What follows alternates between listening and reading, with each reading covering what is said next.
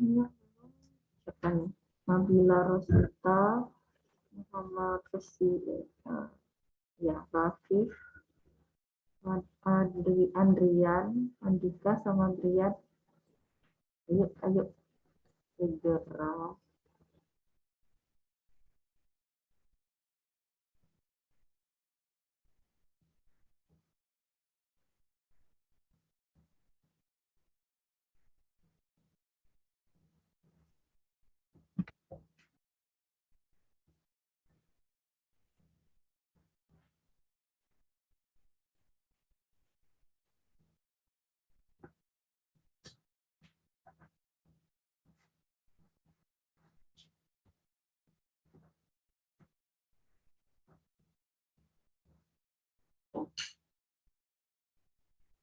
Nunggu dua temen sisanya. Saya buka dulu aja ya. Assalamualaikum warahmatullahi wabarakatuh. Selamat pagi, selamat siang ya teman-teman semuanya. Eh, Hari ini seperti yang minggu lalu sudah saya kasih tugas ya, presentasinya minggu ini. Satu kelompok itu 10 sampai 15 menit itu udah plus pertanyaan yang tanya jawab kalau ada dari teman-teman sendiri. Oke, ada yang udah siap, kelompok yang sudah siap di sini, yang mau presentasi duluan.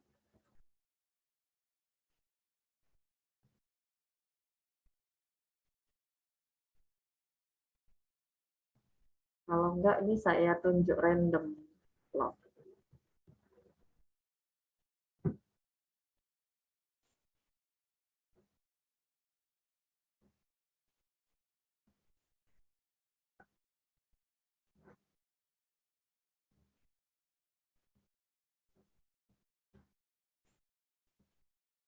Udah, saya tunjuk random aja ya, diam semuanya. Kelompok yang pertama presentasi, kelompok 2 ya. Kelompok 2 itu siapa ini? Nabila, Gregorius, sama Syafa. Nanti teman-teman yang nggak presentasi nyimak, terus nanti pertanyaan, kalau ada pertanyaan itu ditanyakan, itu bisa jadi poin plus buat kalian juga. Oke, silahkan waktu dan tempatnya.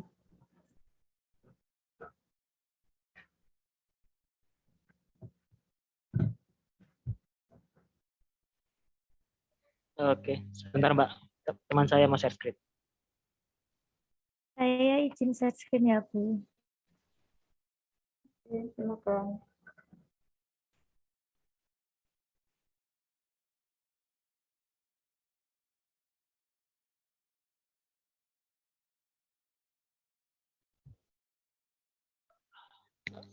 Oke, kami mulai. Selamat siang teman-teman, kami dari kelompok 2 mau mempresentasikan tentang kasus plagiarisme yang dilakukan oleh Eriko untuk jaket sukajannya. Dan kelompok kami terdiri dari Nabila Jihan, Gregorius, dan Java Nisa Kamilah. Next.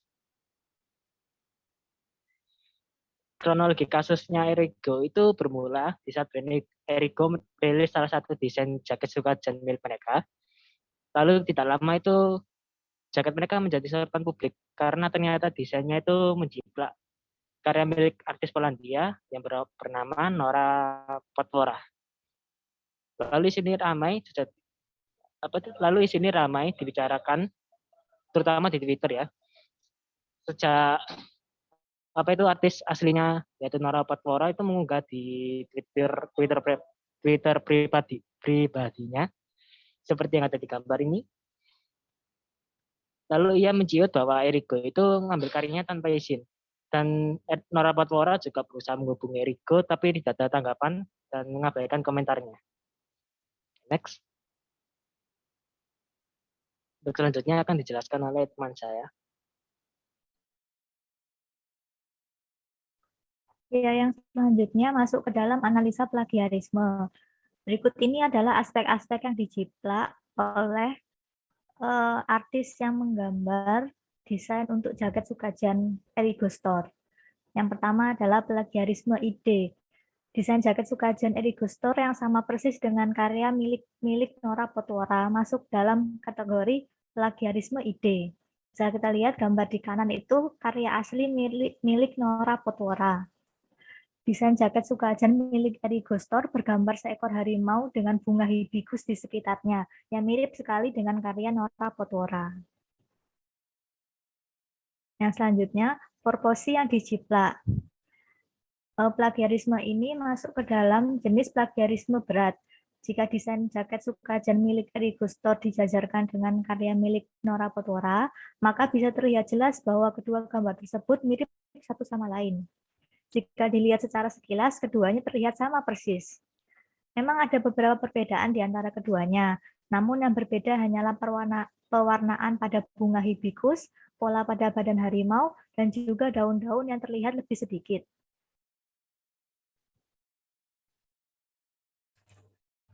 Yang selanjutnya adalah unsur kesengajaan.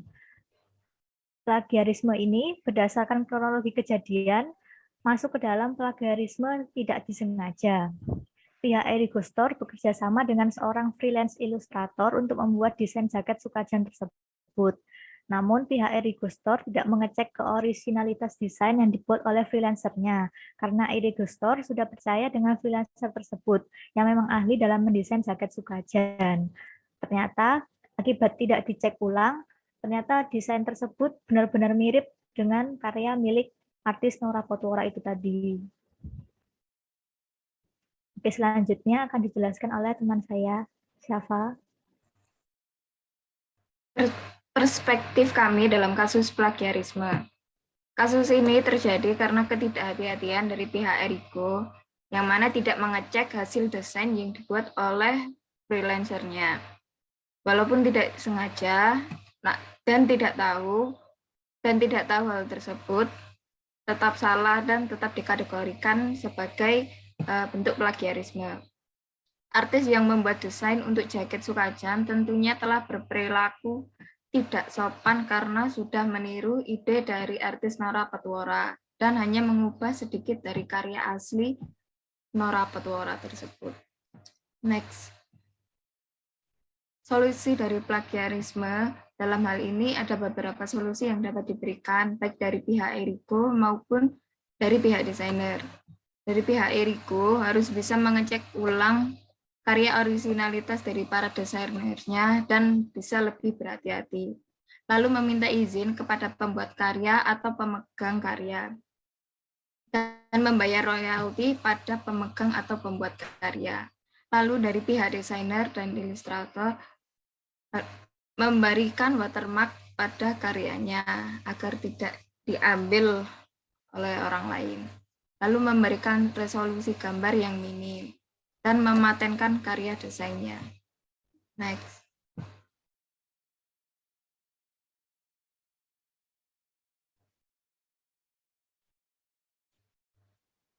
Ya. Sekian presentasi dari kelompok 2. Apakah ada yang ditanyakan?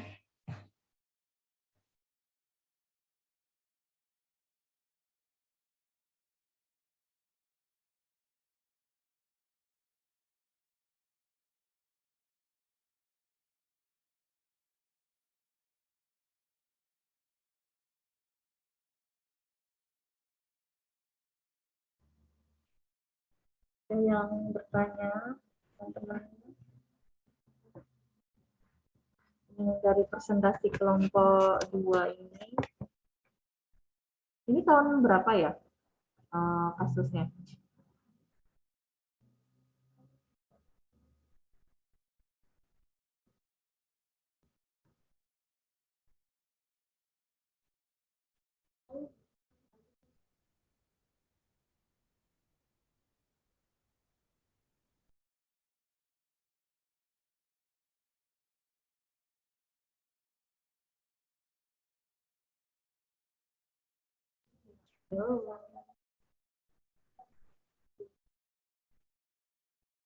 Ini tahun berapa ya Nabila? Halo Bu, Heeh.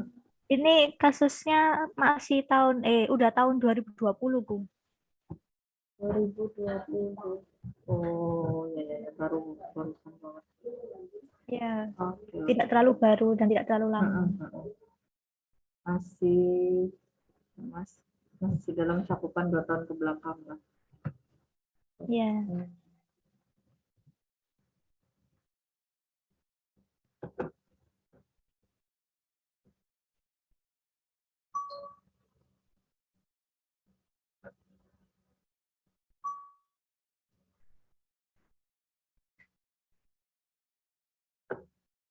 Ayo, yang bertanya bakal dapat nilai poin plus loh. Nggak ada yang minat poinnya ini.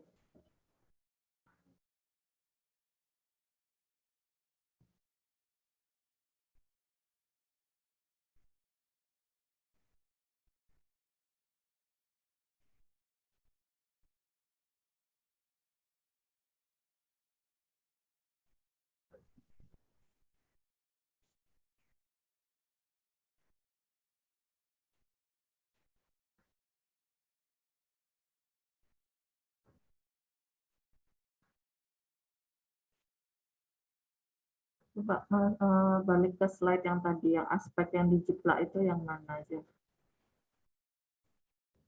Siapa tahu teman-teman terinspirasi bertanya dari situ.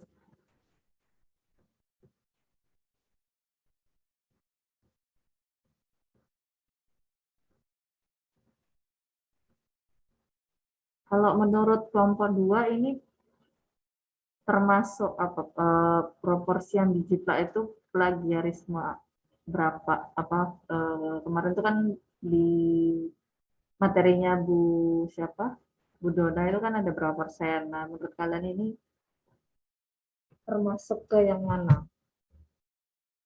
Ringankah, sedang, apa berat?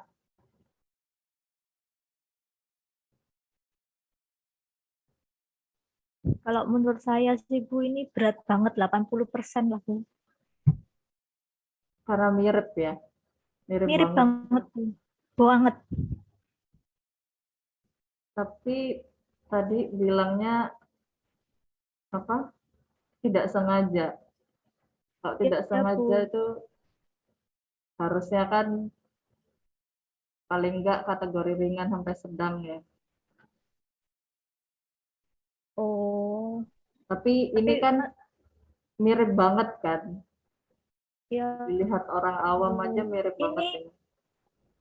Ini saya masukkan ke dalam kategori tidak sengaja karena pihak Erigo-nya itu nggak tahu kalau ternyata ini ada yang mirip. Kalau ternyata udah ada karya aslinya. Soalnya yang bikin desainnya ini Erigo nyewa freelance ilustrator gitu, Bu. Ini Terus freelancernya. iya, terus freelancernya ini kayak berkelompok gitu, Bu, punya punya apa komunitas apa gimana gitu pula. Freelancernya ini yang tanda tangan kontrak sama Erigo ini ternyata dapat desain dari temennya juga gitu Bu, yang nggarap itu temannya.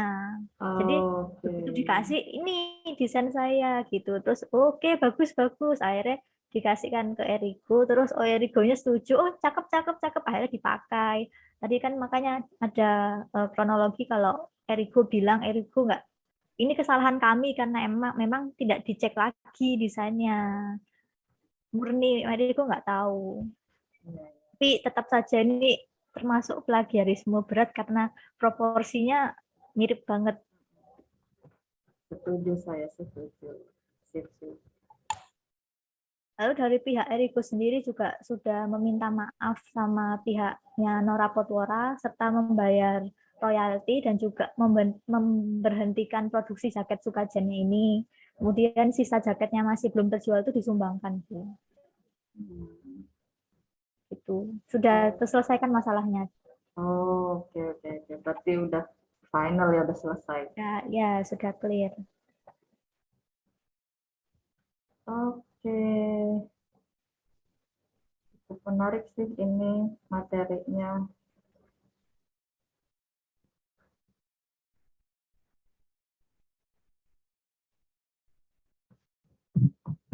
Oke, kalau nggak ada yang nanya lagi, ini mah saya yang nanya ya. Lanjut, kita lanjut kelompok 2. Oke, bagus banget ini presentasinya. Terima kasih. Silahkan ditutup ya. Oh, sama kesimpulan. Kalian belum memberikan kesimpulan.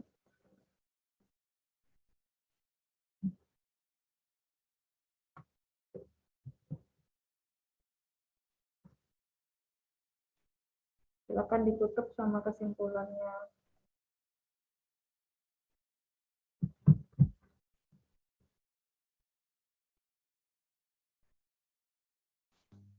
Oke Bu, jadi kesimpulan dari kelompok kami itu dari kasusnya Erigo yang klub plagiarisme Jaket Sukajan, kita sebagai desainer itu juga harus sebelum kita memberikan file ke klien atau saat brainstorming lah, itu kita harus benar-benar riset sepenuhnya soal karya yang akan kita buat.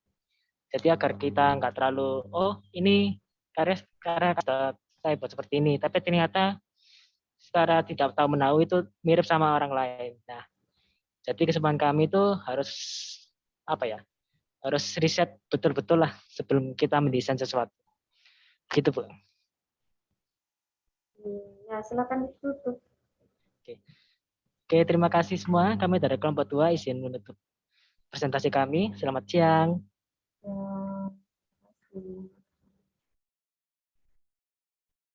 Ada yang minat maju tanpa perlu ditunjuk.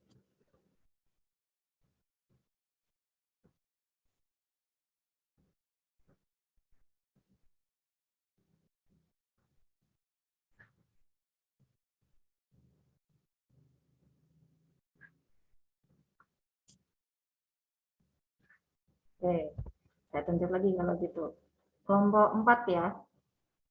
Desak Made, Rafif, sama Muhammad Rozikin.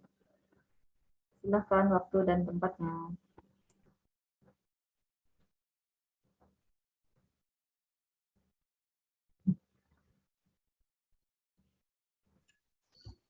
Baik Bu, saya izin share screen ya Bu.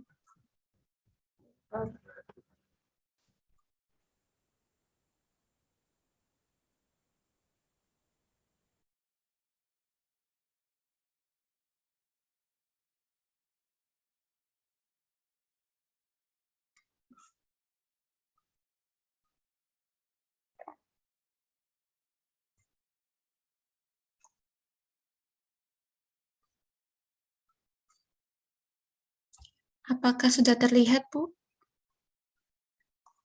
Baik. Assalamualaikum warahmatullahi wabarakatuh. Kami dari kelompok 4 akan mempresentasikan mengenai kasus plagiarisme yang melibatkan salah satu boyband Korea yaitu NCT 127 dengan band asal Amerika Serikat Downtown Boys. Perkenalkan, saya Amadi Aprilia Anggri Padanti, dan juga ada juga dua teman saya yaitu Rafif Yanika dan Muhammad Rozikin. Kronologi dari kasus plagiarisme ini dimulai dari Instagram official NCT 127 yang memposting foto konsep salah satu anggotanya untuk album terbaru NCT 127 pada tahun 2021 berjudul Stiker. Dalam postingan ini terdapat beberapa poster yang terlihat di foto konsep tersebut, dan salah satu poster tersebut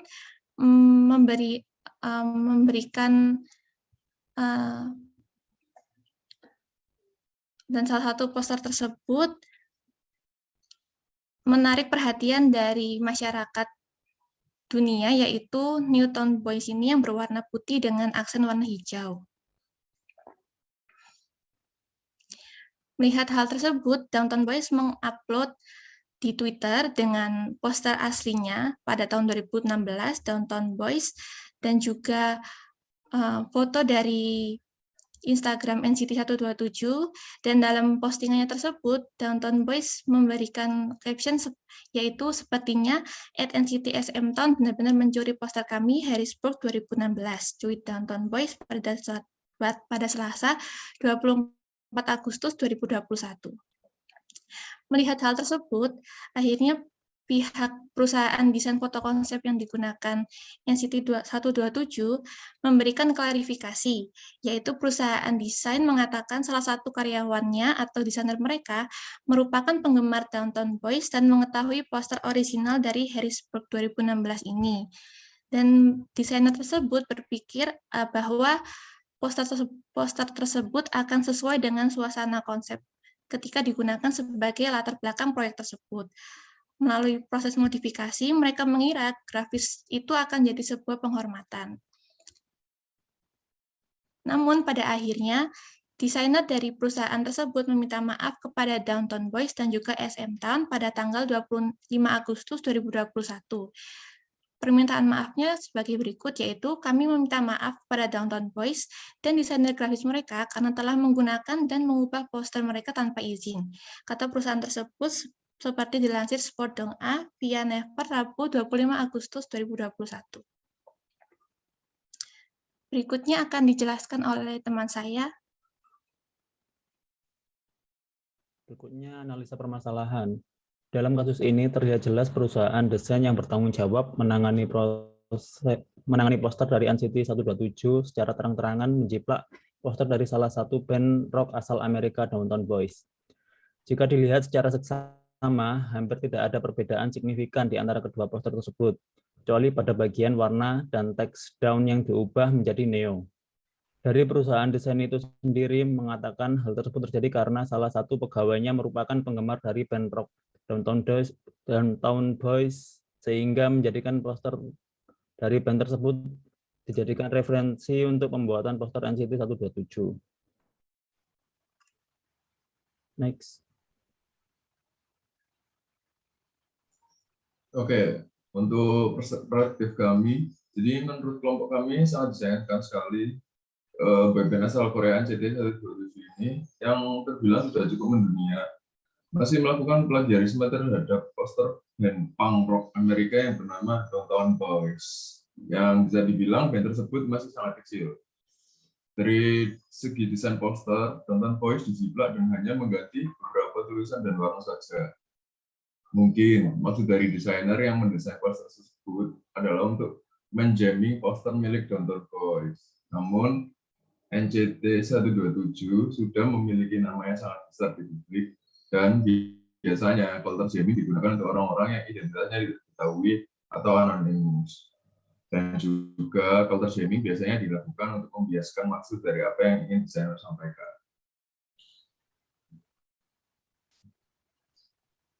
Nah, jika memang untuk set foto tempat diperlukan poster-poster punk rock atau sejenisnya, lebih baik desainer NCT membuat sendiri dan mengulik desain poster yang memiliki visual seperti band punk rock dan sejenisnya. Namun, jika dirasa suatu poster band memiliki visual atau kesan yang sangat bagus, lebih baik meminta izin kepada pemilik desainer poster untuk menggunakan desain tersebut di set foto yang akan digunakan.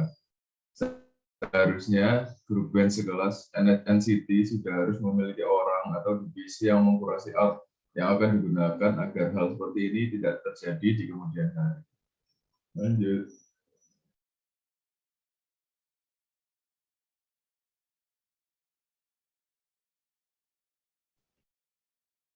Solusi dari kami untuk menghindari plagiarisme dalam desain, alangkah baiknya kita memakai beberapa sumber referensi dan tidak terpaku pada satu sumber saja.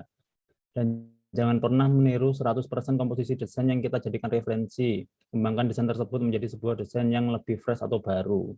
Sekian presentasi dari kelompok 4. Jika ada pertanyaan, silakan ditanyakan. Terima kasih.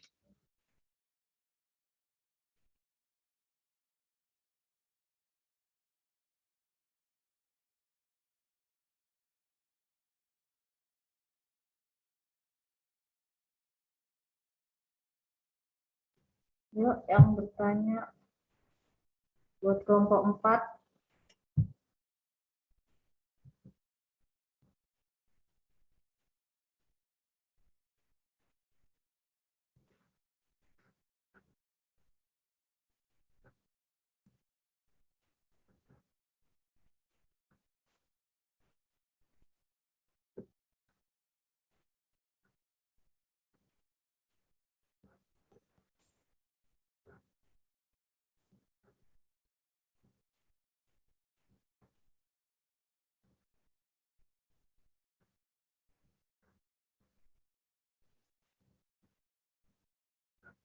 Permisi Bu, saya ingin bertanya. Oh, boleh. Silakan. Langsung ke Saya kelompok Nabila 4 ya. Jihan. Dari kelompok 2, saya ingin bertanya kepada kelompok 4. Setelah pihak dari NCT ini meminta maaf atas kesalahannya, apakah poster mereka ini tetap digunakan untuk promosi atau dihapus, dihilangkan gitu? Apa tetap digunakan?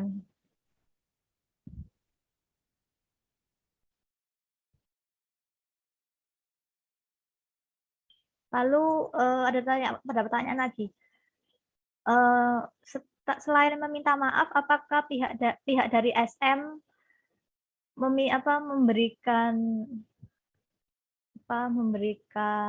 royalti atau sesuatu kepada Downtown Boys sebagai permintaan maafnya? Selain minta maaf saja, mungkin mereka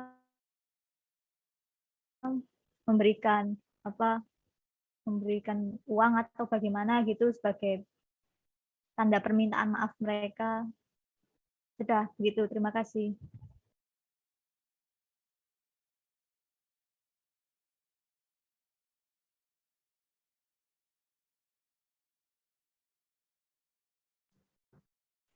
Yuk, langsung dijawab. Izin menjawab ya Bu. Ya, Untuk dari posternya sendiri ini kan sebenarnya bukan poster emang ditujukan sebagai promosi ya. Ini kan cuman cuman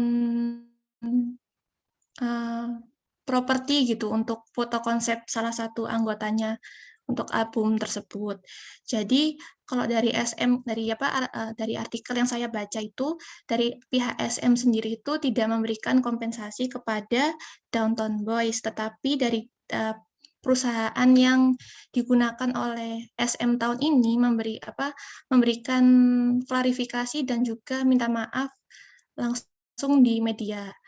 Kemudian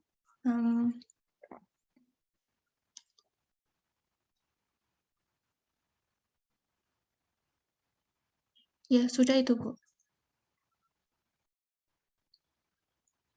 berarti hanya permintaan maaf gitu ya di website atau di Twitter apa resmi gitu ya punya mereka. Iya, di Never Bu, di website. Ini tuh dalam video klip gitu atau gimana maksudnya? Di foto konsep Bu, kan kalau di album K-pop gitu biasanya kan ngeluarin foto konsep untuk album per albumnya. Nah, di salah satu foto konsepnya ini latarnya itu menggunakan poster-poster yang ditempel dan salah satu posternya itu mirip sekali sama yang digunakan oleh Downtown Boys tahun 2016. Oke. Gimana Nabila, terjawab pertanyaannya? Ya Bu, sudah terjawab. Terima kasih Anggi. Sama-sama.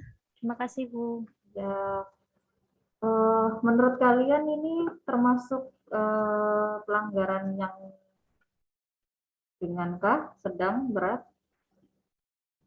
Kalau dari proporsi yang dijiplaknya ya.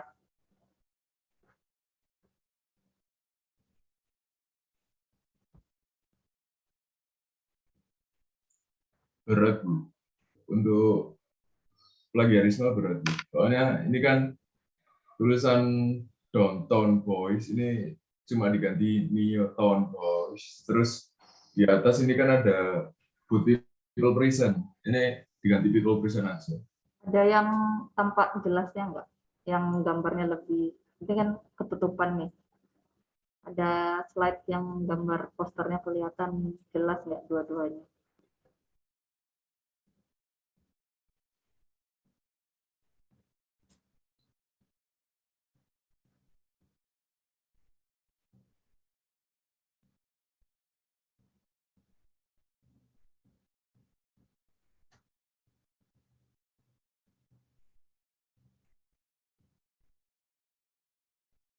Mana tadi? Rafif, coba dijelasin lagi. Oke. Jadi ini termasuk berat. Soalnya kan mereka tinggal nanti tulisan Neo ini kan. Ini. ini Neo, dari yang awalnya down diganti Neo. Terus habis itu dari yang tulisan atas ini buat people present ini diganti cuma people present aja. Terus di bawah kanan kan ada September 9 sama hari. Nah, yang kiri ini mereka toss up lagi, jadi kelihatan agak beda gitu. Sama yang di poster ini ada tulisan with deletion, with deletion. Di Newton Boys ini dihilangin. Itu sama fontnya juga sama ya kayaknya tuh. Iya, Bu. Berarti termasuk berat ini ya. Ya Iya. ngeplek lah, tinggal diganti sedikit-sedikit. Oke, oke.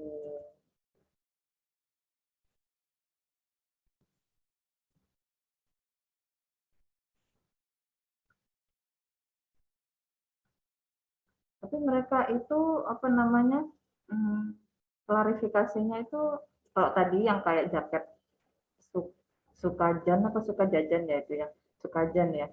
Nah itu mereka kan konfirmasi kalau nggak sengaja nih gitu kan. Nah kalau yang siapa ini manajernya itu mengkonfirmasinya, ada konfirmasi gitu kah atau ya hanya ya minta maaf aja gitu. Maksudnya mereka bahwa ya nggak sengaja atau gimana. Klarifikasi, Bu, di website dari perusahaan desainnya yang digunakan sama SM tahun ini. Karena klarifikasi mereka itu, sebentar, Bu.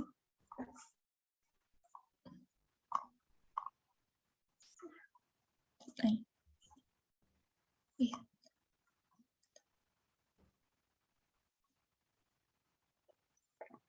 Nah ini Bu, jadi di salah satu tim mereka, desainernya itu penggemar Downton Boys. Jadi memang desainer tersebut tuh mengetahui poster orisinal dari Harrisburg ini.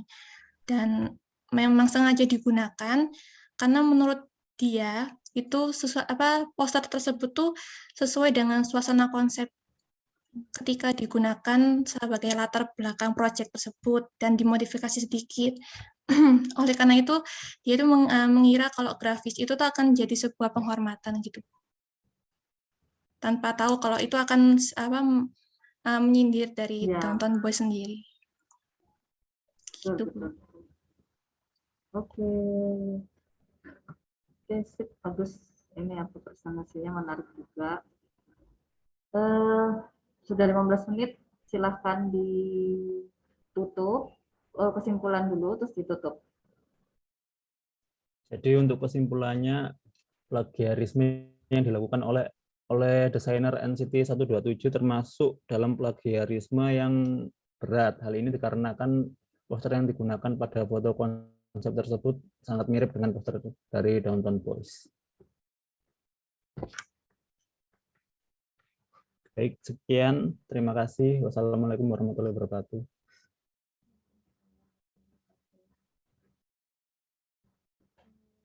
Terima kasih, kelompok 4. Oke, selanjutnya langsung aja ya, kelompok 1. Silakan, siapa nih? Andrian, Vicky, dan Nabila Rosita Sari.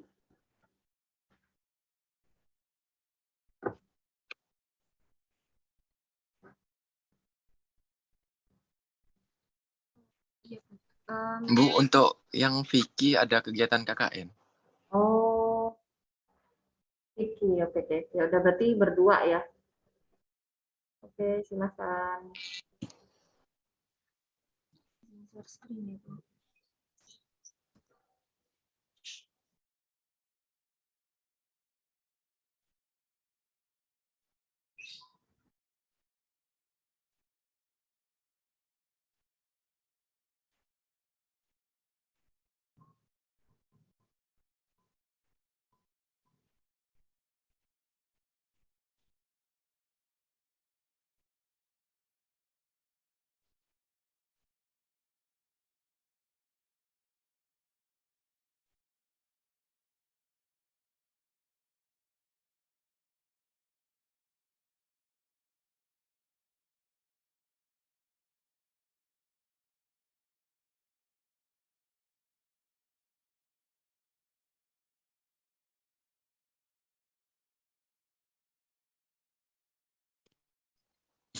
Sebentar Ibu, ada kendala di mic-nya Nabila.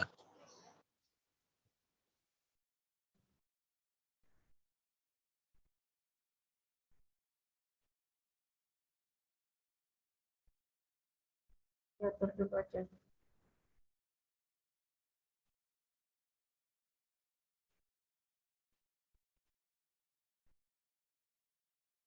Halo, apa suara saya terdengar? Oke, udah masuk kok.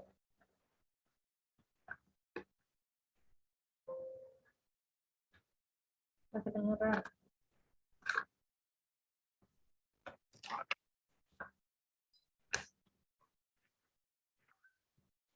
Oke, Assalamualaikum warahmatullahi wabarakatuh. Kami dari kelompok 1 akan mempresentasikan analisa studi kasus pelanggaran kode etik profesi kelompok kami yang mengangkat kasus plagiarisme cover album penyanyi Pamungkas yang ramai diperbincangkan pada awal tahun 2021 lalu.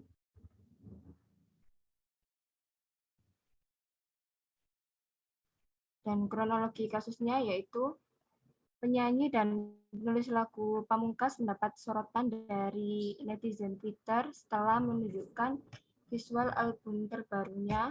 Pamungkas diduga menggunakan karya seni dari artis Prancis Baptiste Virot dengan akun Instagram @b_virot. Album terbaru Pamungkas yang bertajuk Solipsism 02 memperlihatkan visual albumnya dengan wajah Pamungkas yang mengenakan kacamata dengan kolase ilustrasi colorful. Netizen di Twitter meyakini bahwa Pamungkas memotong dan menyusun ilustrasi dari artis Baptiste Virot tersebut menjadi sebuah objek berbentuk kacamata.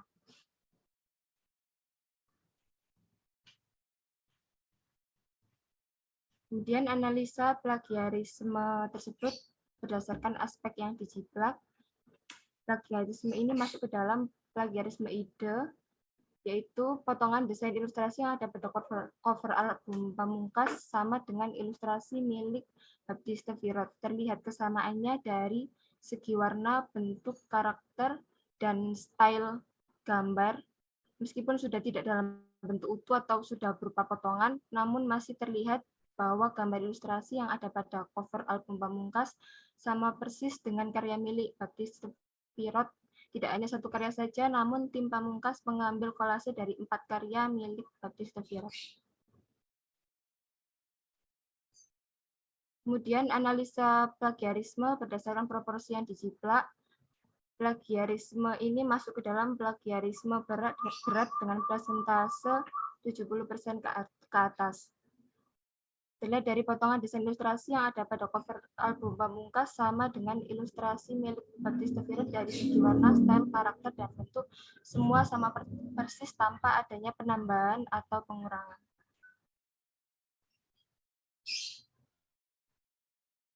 Kemudian analisa plagiarisme berdasarkan unsur kesengajaan. Plagiarisme ini masuk ke dalam plagiarisme yang tidak disengaja. Berdasarkan kronologi kejadian plagiarisme ini masuk dalam plagiarisme yang tidak disengaja terbukti dari klarifikasi Pamungkas dan tim di Instagram @mastamcompany.ltd. Pamungkas mengakui bahwa kegaduhan yang terjadi akibat kelalaiannya. Ia mengatakan bahwa dirinya sudah menyelesaikan masalah tersebut dengan membeli hak cipta kepada seniman Baptiste Virot. Dia juga menyampaikan terima kasih kepada sang seniman yang sudah secara terbuka dan mau memahami situasi yang terjadi. Pamungkas bersyukur dengan kejadian ini dapat membuatnya belajar untuk menghargai proses. Yang selanjutnya akan dijelaskan oleh Mas Andrea. Oke, untuk perspektif kami dalam kasus ini adalah karena kelalaian dari tim Pamungkas dalam pembuatan desain cover album Solipsism yang seri 2 yang menggunakan karya orang lain tanpa sepengetahuan dan tanpa kesepakatan dengan senimannya. Apalagi karya yang diambil langsung 4 karya. Yang menurut kami ini masuk dalam itikat tidak baik dan tidak menghargai senimannya. Meskipun tim Pamungkas melakukannya dengan tidak sengaja, akan tetapi kasus ini termasuk plagiarisme berat dan kasus ini masuk ke dalam sengketa HKI bidang merek.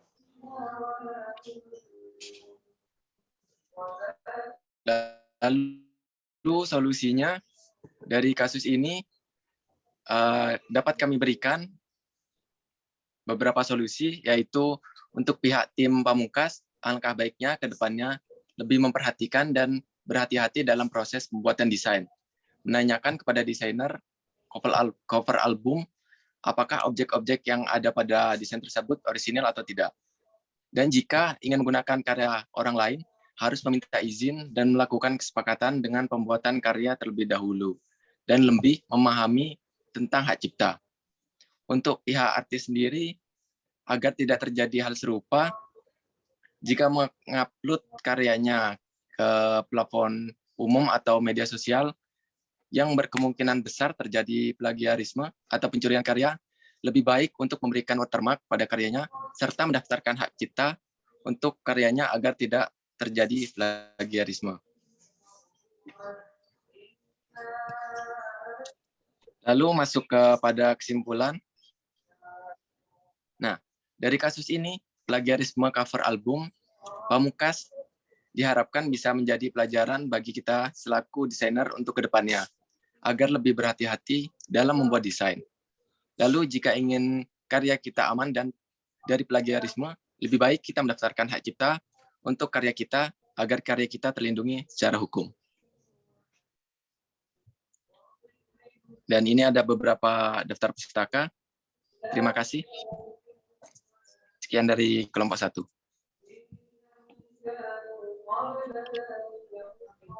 Oke, terima kasih kelompok 1 presentasinya.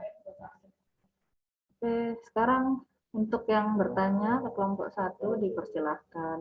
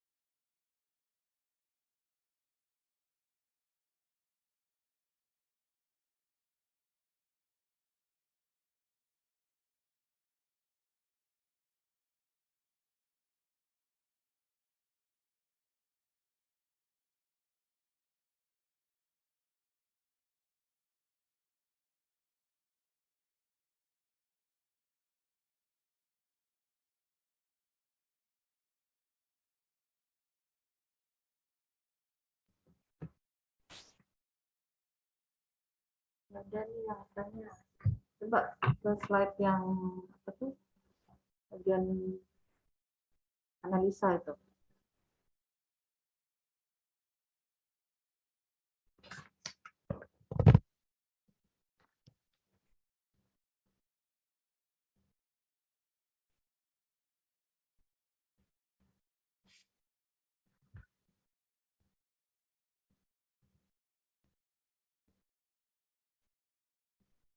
Ini menurut kalian plagiarisme ide?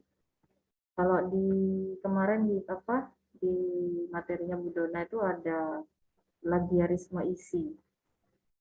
Kenapa kok bukan isi ini? Maksudnya ini kan sebenarnya sama persis banget ya. Maksudnya dia tinggal slide-nya kok hilang.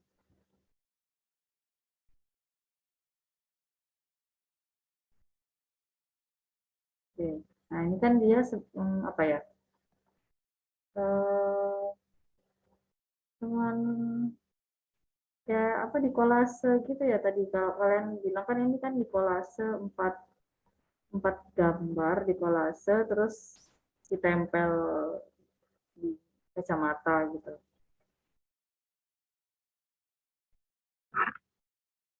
Gimana menurut kalian ini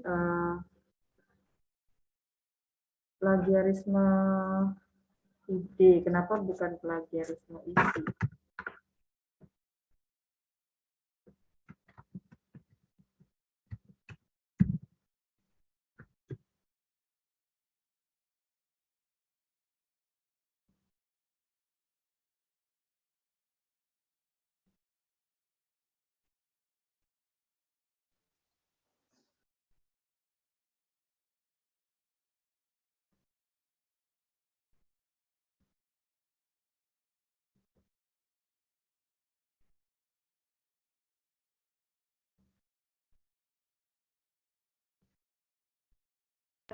Halo, Bu.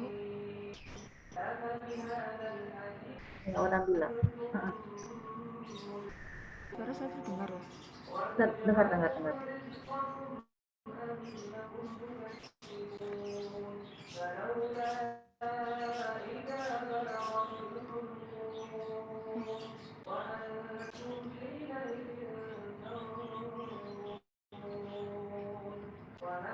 Ya, Bu. Jadi saya memasukkannya ke plagiarisme ide itu soalnya ini tuh kayak ngambil gambarnya tuh kayak secara langsung gitu, Bu. Jadi idenya tuh langsung dari si senimannya.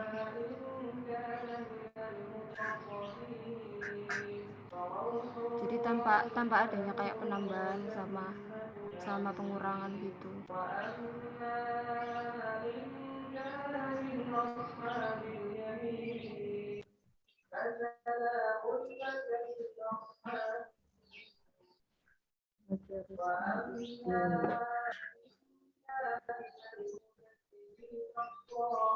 Saya bantu jawab juga, Bu.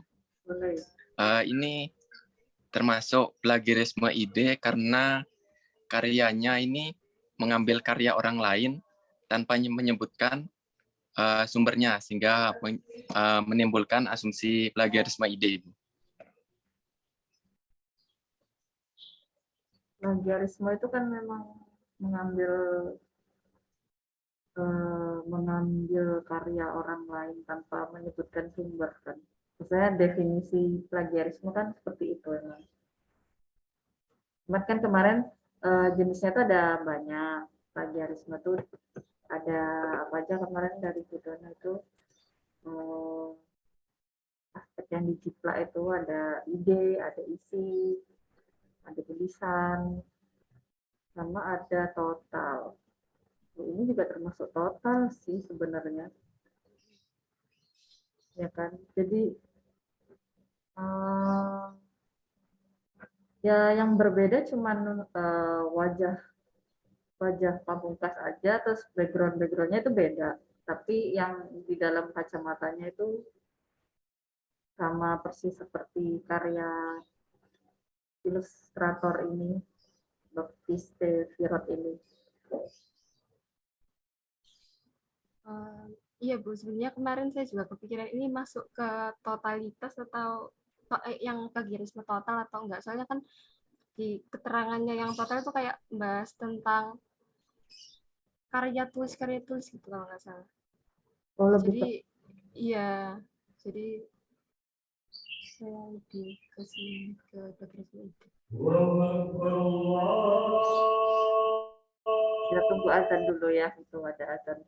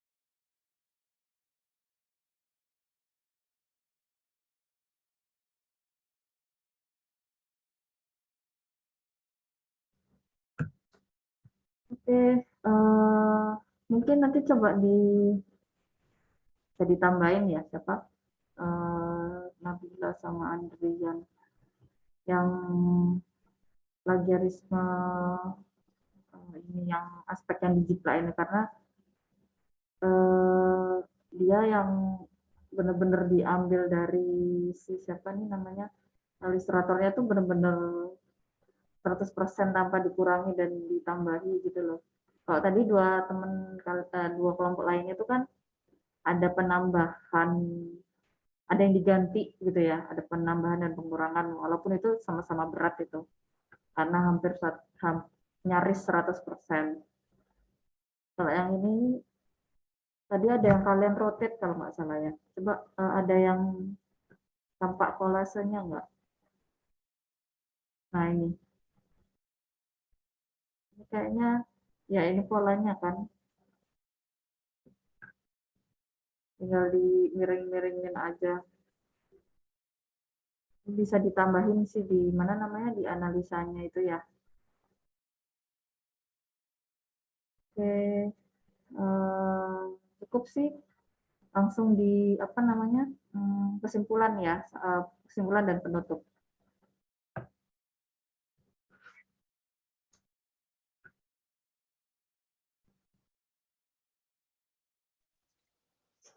Oke, untuk kesimpulannya, dari kasus plagiarisme cover album Pamungkas ini, diharapkan bisa menjadi pelajaran bagi kita selaku desainer untuk kedepannya agar lebih hati-hati dalam membuat desain. Lalu, jika ingin karya kita aman dari plagiarisme, lebih baik kita mendaftarkannya pada hak cipta untuk karya kita lebih aman, terlindungi secara hukum. Terima kasih. Kami dari kelompok 1. Wassalamualaikum warahmatullahi wabarakatuh.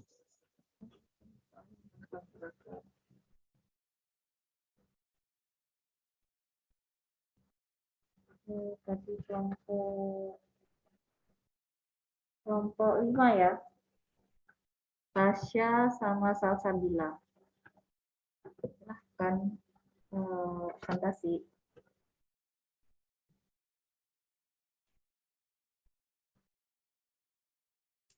Permisi, saya izin share screen dulu ya, Bu.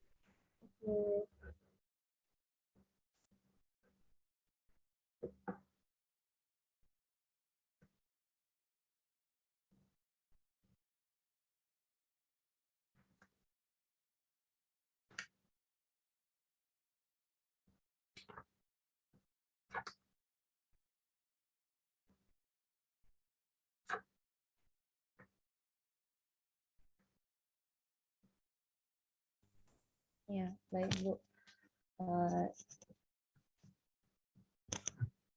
Saya izin mempresentasikan analisa studi kasus pelanggaran kode etik profesi dipresentasikan oleh saya sendiri, Tasya Takayasa, NPM 190520-100-68, dan Salsabila Cantika, NPM 190520-170. Masalah ini baru saja terjadi, sempat menggemparkan sosial media juga. Pasti juga kita udah pada tahu ya berita-berita tentang plagiarisme merek dagang, ayam geprek bensu, dan geprek bensu.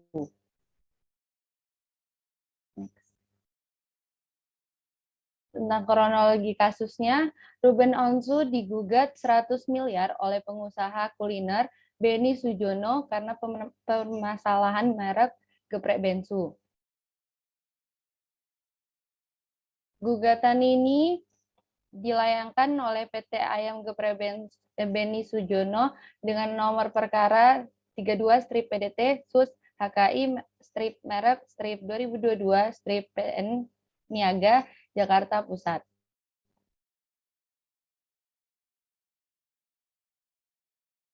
Beni Sujono meminta pengadilan untuk memutuskan bahwa pihaknya menjadi pemilik sah dari merek ayam geprek bensu. Ia pun menuntut adanya pembatalan hukum pendaftaran merek ayam geprek bensu atas nama Ruben Onsu dengan segala akibat hukumnya. Kemudian pada Mei 2018, Ruben pun mendaftarkan nama Bensu sebagai singkatan Ruben Samuel Onsu ke Pengadilan Niaga, Jakarta Selatan, dan mengklaim nama itu adalah miliknya. Ia kemudian menuntut adanya hak nama Gepre Bensu yang akhirnya ditolak oleh pengadilan. Penolakan tersebut ditolak karena nama Bensu sebelumnya telah digunakan oleh PT Ayam Gepre Beni Sujono. Kemudian pada akhir 2019, pengadilan memutuskan Beni Sujono adalah pemilik hak nama Bensu dengan nomor pendaftaran ID M000643531 kelas 43, tanggal pendaftaran 24 Mei 2019.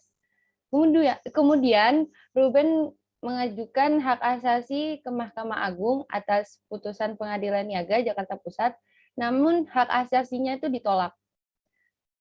Akhir 2020, pihak Beni Sujono melayangkan gugatan kepada Dirjen Kekayaan Intelektual, Kementerian Hukum dan Hak Asasi Manusia Republik Indonesia. Gugatan ini dilakukan Beni karena Dirjen KI justru dianggap menerbitkan surat penghapusan merek terdaftar yaitu PT Ayam Geprek Beni Sujono dan Yangsen. Yang terbaru ini pada April 2022 akhirnya Ruben digugat 100 miliar oleh Beni Sujono karena sengketa merek Geprek Bensu. Untuk analisa permasalahan berdasarkan kategori plagiat, yang pertama itu persamaan merek dagang Bensu. Dilihat dari nama mereknya yaitu Geprek Bensu dan dengan Ayam Geprek Bensu yang dimulai pada tanggal 17 April 2017, mereka telah mendaftarkan merek Ayam Geprek Bensu sedep benar dan telah mendapatkan sertifikat merek. Sedangkan pada 7 Juni 2018, Ruben baru mendaftarkan merek tersebut ke HKI dan sampai perlindungan tanggal 3 September 2025.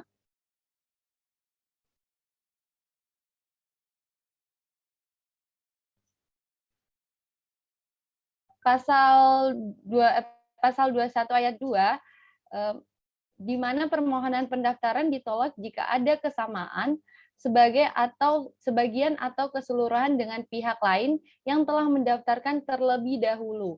Maka PT Ayam Geprek Beni Sujono berhak menggunakan dan sebagai pemegang hak eksklusif atas merek Ayam Geprek Bensu sedep benar.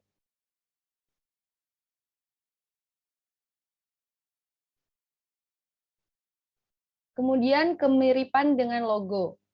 Jika dilihat secara teliti mempunyai banyak kesamaan, mulai dari warna logo yang dimana cenderung ke orange dengan api yang sama berwarna merah, lalu dilihat dari bentuk ayamnya, Ayam Geprek Bensu memegang tangannya di pinggang, sedangkan Ayam Geprek Bensu salah satunya memberikan hormat.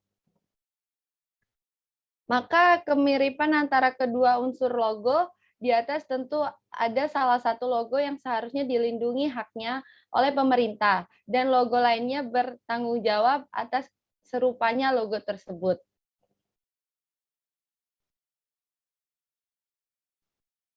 Next. Kemudian persamaan produk jual. Dilihat dari produk-produk yang diproduksi keduanya sama-sama menyajikan makanan berupa ayam. Dilihat dari itikat tidak baik dari permohonan pendaftaran Ruben Onsu karena setidak-tidaknya patut diketahui adanya unsur kesengajaan dalam meniru merek yang sudah dikenal tersebut. Bahwa sejak dari tanggal 9 Mei sampai 4 Agustus 2017, PT Ayam Geprek Beni Sujono telah memberikan kompensasi kepada Ruben Onsu dan disertai bukti yang sah, yaitu sehubungan dengan posisi sebagai duta promosi ambasador pada sejumlah cabang outlet bisnis makanan merek ayam geprek Bensu, milik PT Ayam Geprek Beni Sujono.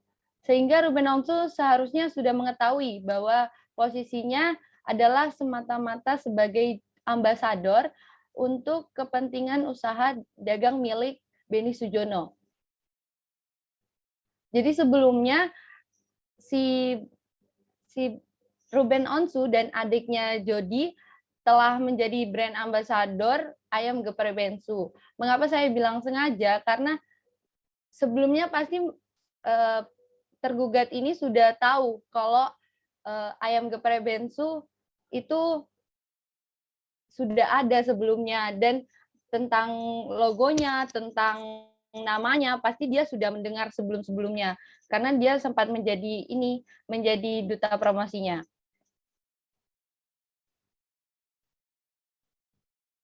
Maka Ruben Onsu patut diduga dalam mendaftarkan mereknya memiliki niat untuk meniru, menjiplak, atau mengikuti merek pihak lain demi kepentingan usahanya, menimbulkan kondisi pesaing usaha tidak sehat, mengecoh atau menyesatkan konsumen. Sehingga majelis hakim berpendapat Ruben Onsu adalah permohonan yang bertikat tidak baik.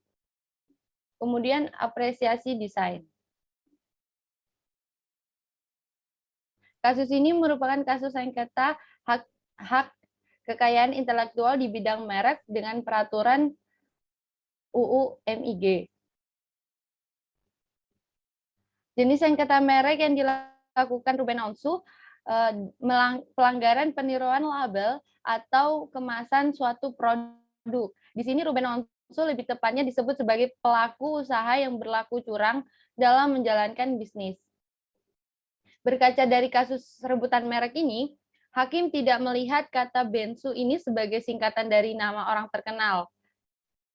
Dari persidangan terkuak, berdasarkan first to file tersebut, nama Bensu pertama kali terdaftar Beni Sujono dengan merek ayam geprek Bensu pada tanggal 3 Mei 2017.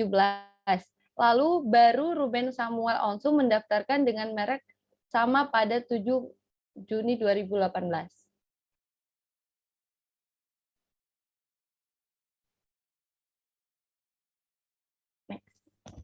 Dilanjutkan oleh kemudian solusi permasalahan. Karena permasalahan kasus ini baru-baru saja terjadi dan sudah menemukan titik terang antara kedua belah pihak sebelum itu. Kemudian Ruben Onsu diberikan dua solusi ketika kalah terhadap gugatannya. Salah satunya yaitu ini merek kita. Kalau kamu mau pakai boleh lisensi dari kita, izin dari kita, memang dari kita. Atau kamu mau kuasai ini, silakan saya lepas, saya sudah memberikan penawaran yang terbaik. Dia bilang mau pikir, ya silahkan. Nah, minggu ini mau ketemuan dengan saya, ucap kuasa hukum ayam geprek Bensu. Adapun opsi lisensi sebagai solusi yang dapat disepakati kedua belah pihak, yang mana dalam kekayaan intelektual bahwa seseorang pemegang merek dapat memberikan hak kepada orang lain untuk menggunakan merek si pemegang merek.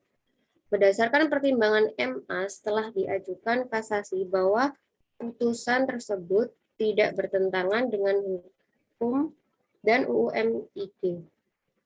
Dengan ini berarti Ruben Onsu tidak bisa menggunakan merek geprek bensunya lagi sesuai hasil putusan Pengadilan Jakarta Pusat.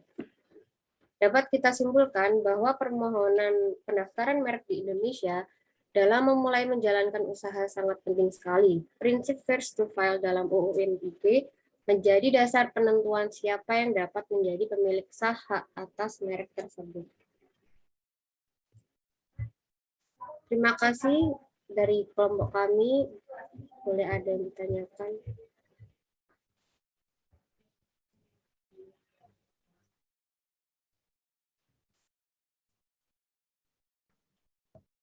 Terima kasih presentasinya Tasya Salsabila.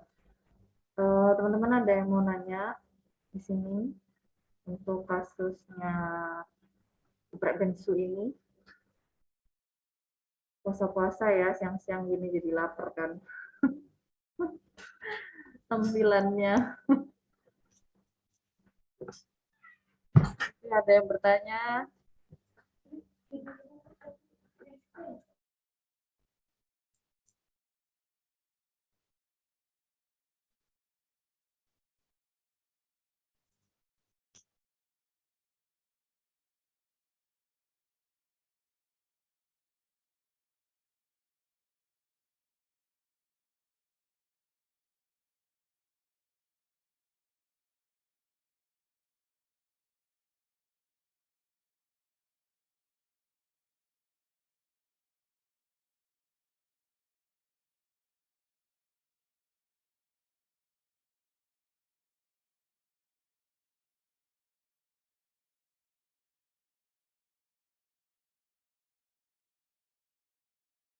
Itu tadi untuk yang logo itu bisa lihat lagi ya slide-nya.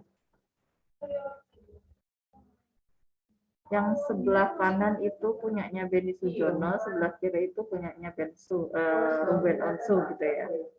Iya, Bu, benar.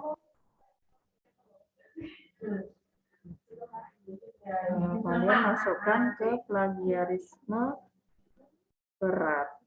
Oke.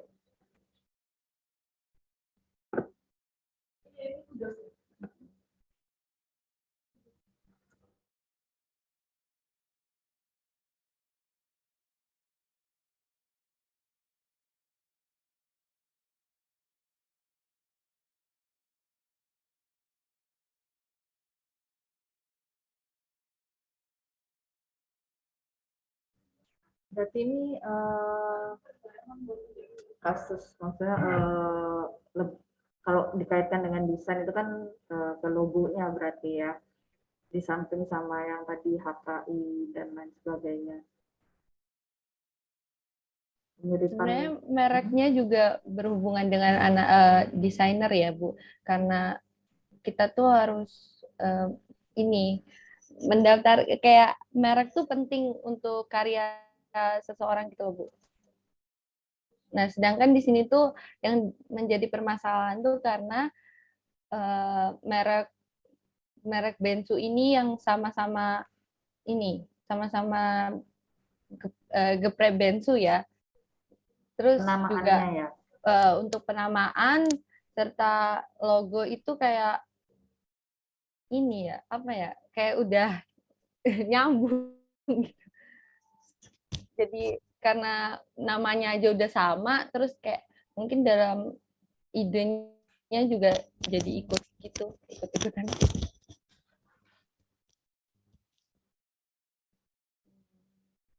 Tapi untuk yang di pasaran ini pakai yang sebelah kanan apa yang kiri ya? Itu dua. Ada dua-duanya. Iya, berbeda, beda toko juga. Oke. Ya. Menarik. Karena ini ya cuman ya beda posisi aja, tapi maksudnya siluet, bentuk font juga bahkan sama. Oke.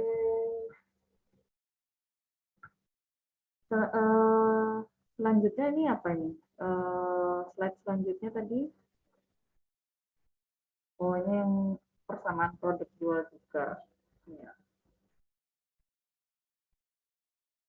Oke, teman-teman di sini apa ada yang mau menambahkan? Menanyakan, menambahkan, atau menyanggah?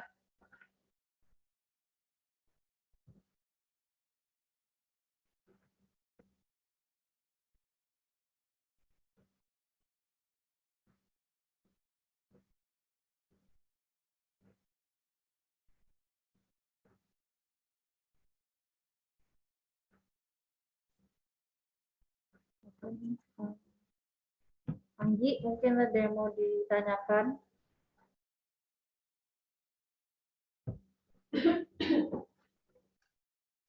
Tidak ada, Bu. Dari saya sudah cukup.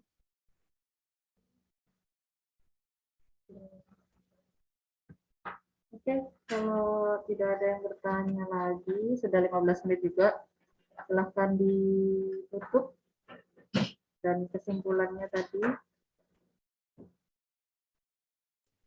Jadi untuk kesimpulan pada kelompok yang kasus kami angkat, yaitu bahwa permohonan yang pendaftaran untuk merek di Indonesia dalam memulai menjalankan usaha itu sangat penting sekali. Prinsip first to file dalam UMIG menjadi dasar penentuan siapa yang dapat menjadi pemilik sah hak atas merek tersebut. Terima kasih atas presentasi dari kelompok kami. Assalamualaikum warahmatullahi wabarakatuh. Salam satu. Terakhir kelompok 3 ya. Silakan waktu dan tempatnya.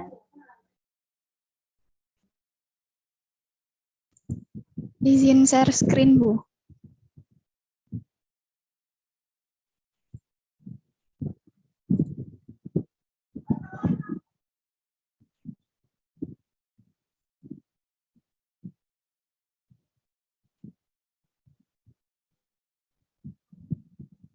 Apakah sudah terlihat? Udah di ini ya, di apa namanya? Nah, udah jelas.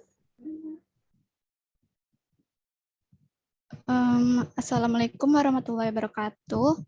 Kami dari kelompok 3 ingin mempresentasikan tentang kasus plagiarisme webtoon. Webtoon yang pertama ada The Villainous Turns the Hourglass dari Sansobi. Dia keluar tahun 2015. Untuk webtoon yang kedua ada I Met the Male Lead in Prison, keluar tahun 2021. Kronologinya, webtoon yang berjudul I Met the Male Lead in Prison telah dituduh menyalin berbagai adegan dari The Villainous Turn the Hourglass. Serial webtoon I Met the Male Lead in Prison memulai serialisasinya tahun 2021, sementara The Villainous Turn the Hourglass dimulai tahun 2015. Dengan perhatian yang besar pada webtoon akhir-akhir ini, netizen telah menemukan kesamaan antara kedua webtoon dan memposting temuan mereka di komunitas online. Untuk adegan yang pertama ada adegan ini. Yang kiri adalah yang original yang keluar tahun 2015, sedangkan yang kanan adalah yang 2021.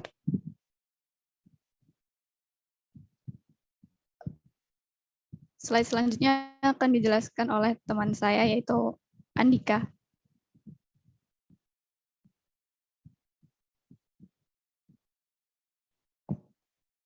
Halo, suara saya sudah terdengar mungkin? Sudah, silakan. Oh ya.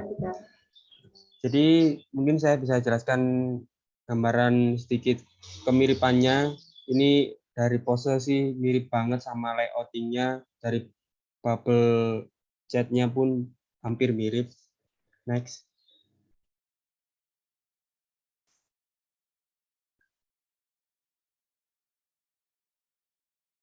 Oh ya, dari penanya juga tadi mirip banget. Oke, terus selanjutnya ini mirip dari pose. Next lagi mungkin dari rambutnya mungkin juga sangat mirip sih, 90% mirip kalau menurut saya. Ini juga layoutingnya mirip sekali.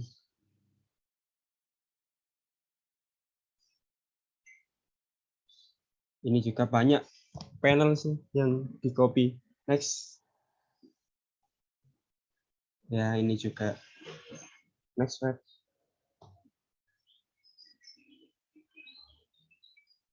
Ini juga sih layoutingnya mirip banget. Nah, ini untuk kategori plagiarismenya, plagiaris termasuk dalam plagiarisme parsial, yakni tindakan plagiasi yang dilakukan seorang dengan cara menjiplak sebagian hasil karya orang lain untuk menjadikan hasil karyanya sendiri. dengan mengambil pernyataan landasan teori sampel metode analisis tanpa menuliskan sumbernya. Nah, untuk ini perspektif kami, menurut kami peristiwa di atas termasuk bentuk plagiarisme parsial karena webtoon I Met the Maid Live in Prison tidak sepenuhnya mengambil ide dari webtoon The Violence Turn of the Hourglass. Webtoon tersebut mengambil banyak adegan yang menggunakan layout dan sudut pandang yang mirip, tapi berbeda dari segi cerita. Lalu mencari sebuah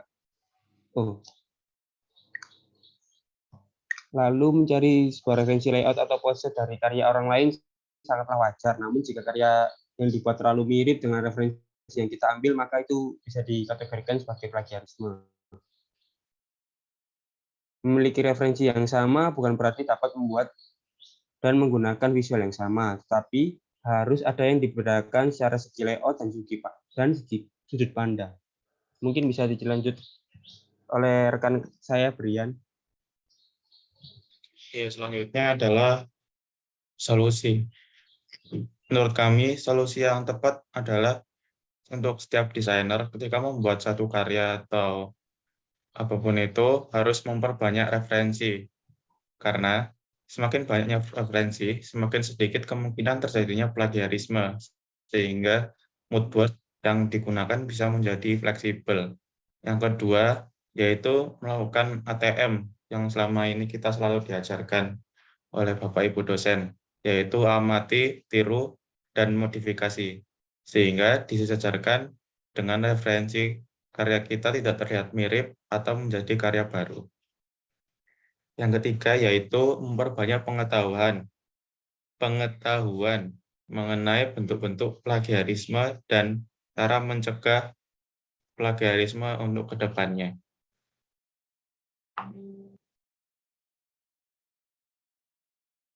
Terima kasih, mungkin ada pertanyaan.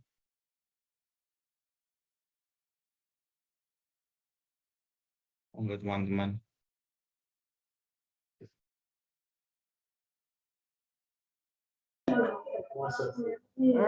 Yang bagian analisanya ya.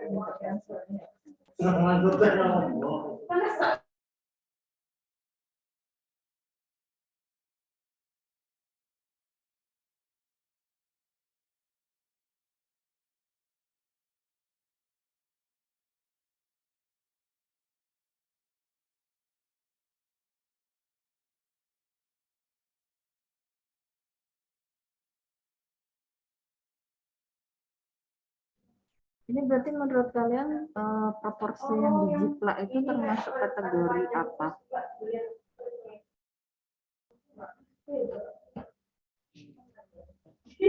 Izin menjawab, Bu. Menurut kami kategori ini, Bu, plagiarisme parsial, jadi sebagian aja. Maksudnya berarti itu apa? Ringan, sedang atau berat? Yang sedang, Bu. Sedang karena alasannya? Alasannya karena masih banyak panel yang dia bikin sendiri. Karena sebagian itu tadi. Iya.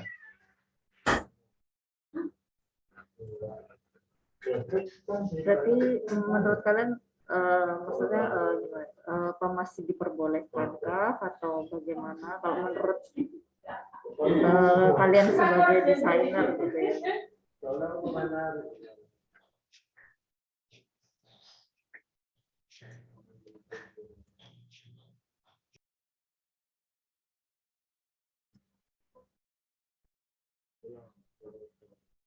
Gimana Andika menurut Andika ini seperti ini apakah diperbolehkan gitu? Izin menjawab, Bu. Kalau pribadi saya, menurut saya sih hal seperti ini tidak diperbolehkan, Bu. Bagaimanapun autor si pembuat webtoon tadi mengcopy garapan lama yang keluar di tahun 2016. Jadi meskipun hanya seperti pose saja, tapi menurut saya itu termasuk dalam tindak plagiarisme, yang dimana dia kurang mengeksplor lagi untuk masalah sudut pandang dan juga layouting untuk webtoonnya sendiri. Meskipun di sisi lain cerita dan juga karakternya berbeda, namun di sisi pose sangat mirip sekali menurut saya. Mungkin teman-teman bisa menambahkan. Boleh. Ada yang mau menambahkan?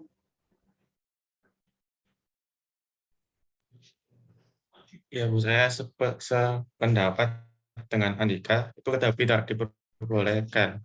Karena harusnya setiap author itu punya mood board-nya masing-masing dan referensinya bukan cuma berdasarkan pada satu karya aja. Misalnya kayak karya yang tadi,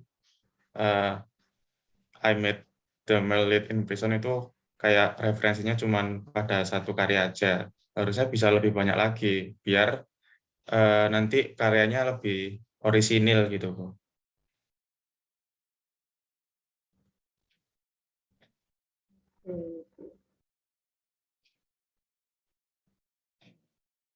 Ini dia tadi 2018 versus 2021 ya. 2000 berapa? Ya 18 ya. 15, Bu. Oh, 15.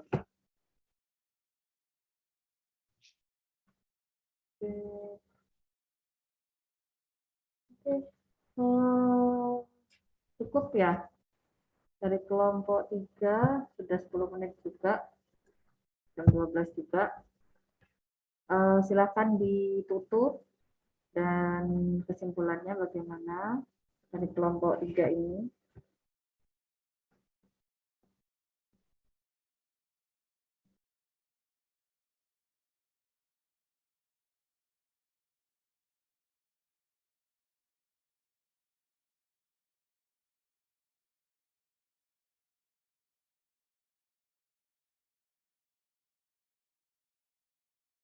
Ya Bu, untuk kesimpulannya ya Bu. Jadi menurut kelompok kita sebagai, mungkin kita jauh dari pembuatan komik ya Bu sebagai desainer, tapi mungkin jika kita mengambil job desk seperti itu, lebih baiknya kita lebih banyak lagi referensi dan juga lebih explore lagi mungkin.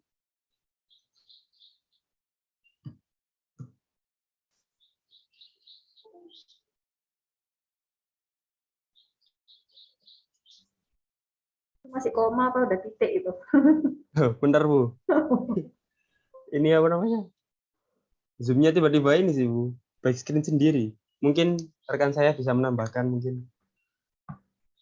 Oke, siapa Brian? Siapa Feby? Feby nambahin Feby.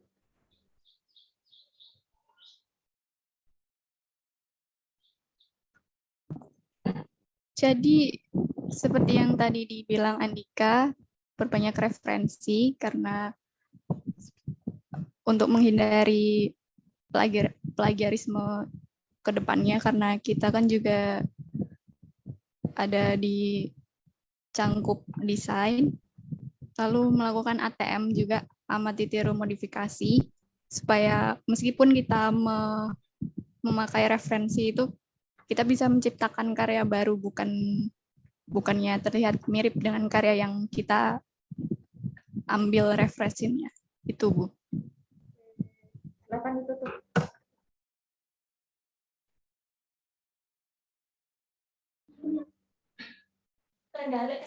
Sekian, terima kasih presentasi dari kelompok kami. Mohon maaf bila ada salah kata. Wassalamualaikum warahmatullahi wabarakatuh. Waalaikumsalam warahmatullahi wabarakatuh. Oke, ini sudah semua ya. Alhamdulillah. Nanti PDF-nya dikirim ke grup WhatsApp ya, semuanya masing-masing. Lalu ini materi ini, tugas ini itu nanti berhubungan sama UAS kalian.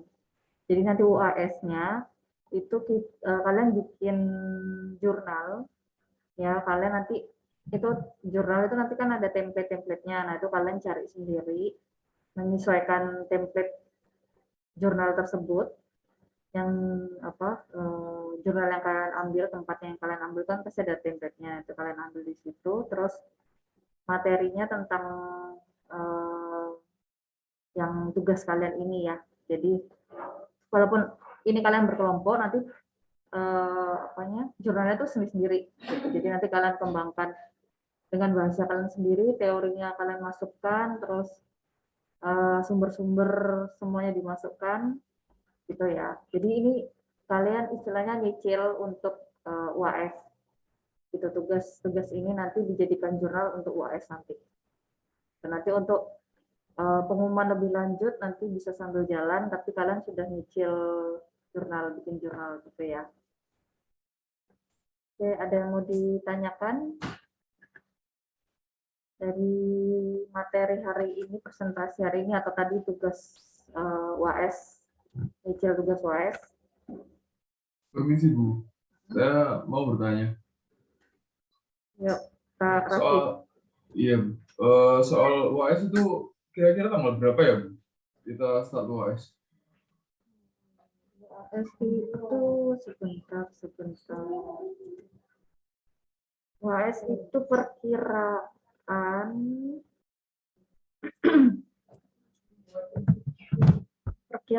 itu bulan 6.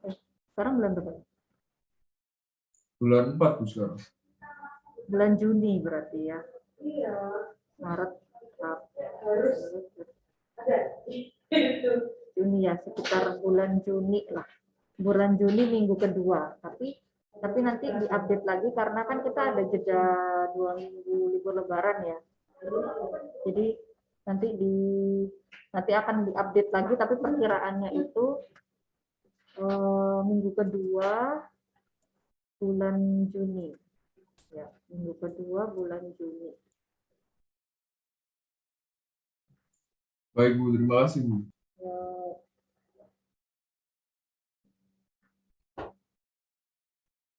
Nanti UAS-nya tuh 2 mingguan, jadi nanti akan diupdate. Jadi kalian pokoknya udah punya ancer-ancer waktunya. Oke, ada pertanyaan lagi?